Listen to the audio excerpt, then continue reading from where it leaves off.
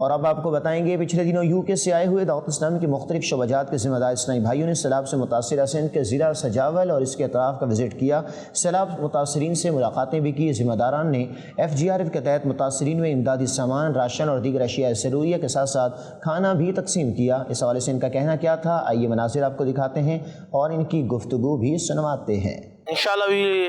will distribute some ration, inshallah, in which we have some rice, tea, biscuits, milk, and also we have some dal and other stuff, so they can survive and they can use on daily basis these things, inshallah. تو راضی ہو جس سے